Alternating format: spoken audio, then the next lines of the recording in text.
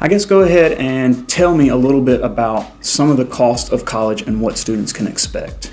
Okay, so each college will break down cost of college into different categories. So you'll have direct costs and indirect costs. So your direct costs are your tuition, your room and board, your residence hall. So those things that are actually billed to your student account at the college.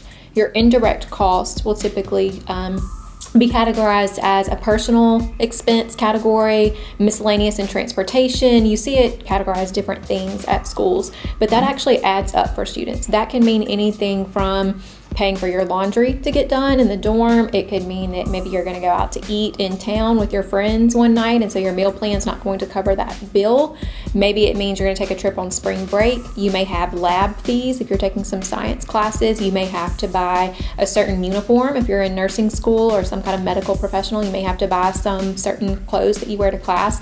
So there are a lot of additional expenses that go into the indirect costs that aren't billed to your student account necessarily, but will go into the expense you need to factor in. It could be as simple as going to the athletic games. Maybe you have to pay for football tickets, or you've got to pay for, parking when you go over to the basketball game or something like that. Right. So it's a pretty daunting task for students to try to figure out exactly what it's going to cost. What would be the best way for a student to go about that? Okay, so each school is required to break down those indirect costs as an estimate, which I mentioned. So you'll see that included in their cost of attendance. So by law, they're supposed to have that listed somewhere. They should have it listed somewhere. It's estimated. It's not necessarily the most accurate information that you can find. They may estimate that living in town costs this many $1,000s, where you could do it cheaper with more roommates. So it's just a guiding light. It's not the end all be all for students, but we tell them in the cost of attendance, you see the tuition, you see the books, you see the residence hall, and then you will see a line item that will range. Like I said, it's usually called miscellaneous, personal and transportation, other expenses, and it can range anywhere. Some schools it's $2,000. I've seen it up to $8,000 at schools. So when you're looking at the full cost of attendance, a student will panic and think, that's a lot of money that I've got to write a check for. And it's important to remember for students, it does add to your bill. That's an expense that those costs will make college more expensive for you. But just like they can make it more expensive, they also can make it cheaper. So if you're looking at that final line item on the cost of attendance, you have to remember that miscellaneous number is not something that you actually write a check for to the school. Okay. So if you don't want to go on spring break, if you don't have these extra fees, if maybe your athletic tickets are covered with your tuition, those fees may not be there for you, or they may not be there in full. So they may be budgeted at $8,000, and for you it's only $2,000. So that's something, that number varies heavily by the student and by their family. So the college tries to guesstimate what it would be to try to comply, to make sure they're complying with It's the law. Very much an average, very much this is what we are anticipating that your extra fees, your extra expenses, things may add up. You may have to buy some extra study tools, some extra books. You may buy some ACT, or test prep books or whatever for certain classes.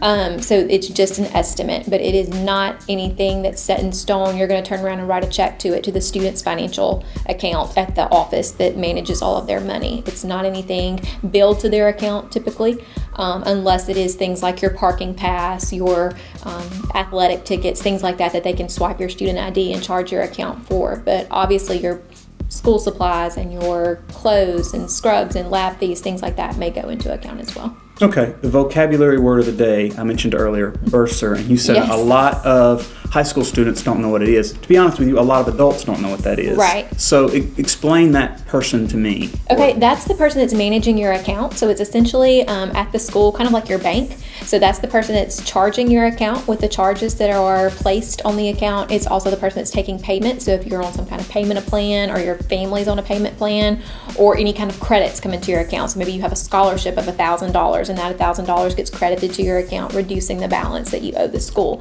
So that office is responsible for sending out your monthly bills, sending out your statements, letting you know if anything's on your account.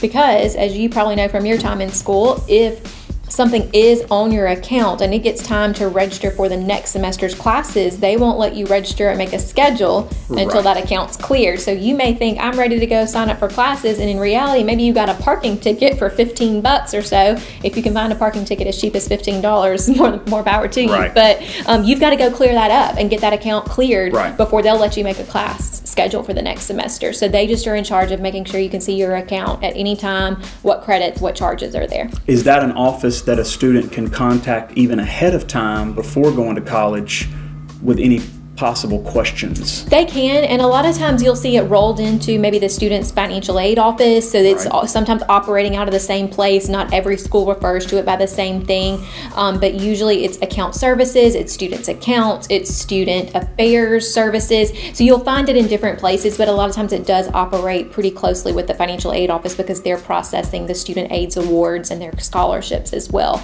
Even admissions are sometimes processing scholarships. So a student's credit in their account can actually be involving multiple departments at the university because everybody's got something to credit or charge.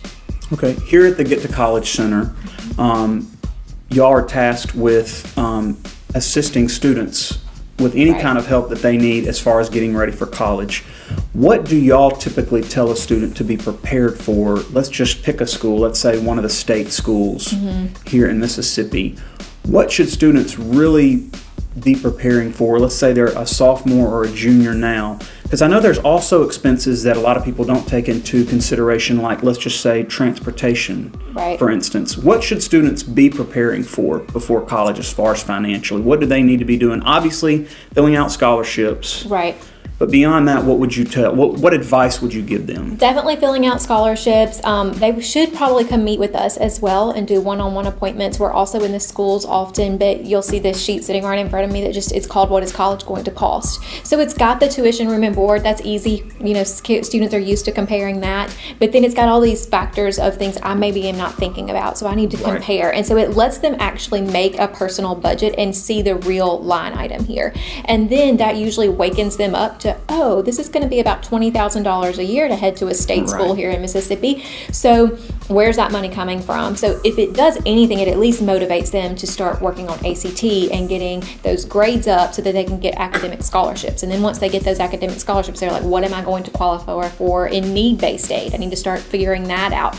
And so they start adding up the things that they have and figuring out ways to get more scholarships. Maybe I'm going to work a summer part-time job and save that, and that's going to pay for my sorority and fraternity dues, which again, another cost that people don't think about. Maybe I'm going to put aside the money for my books or whatever it may be, but it'll just motivate them, especially at that sophomore, junior level that you mentioned. They've still got some time in high school. They've got time to get those grades up, get the ACT up. The more scholarship money you can get, that's just free money rewarding you for things you've already done. So get that up, and then all the money that you and your family have maybe set aside can go towards some of these extra expenses that you weren't necessarily factoring in. Right.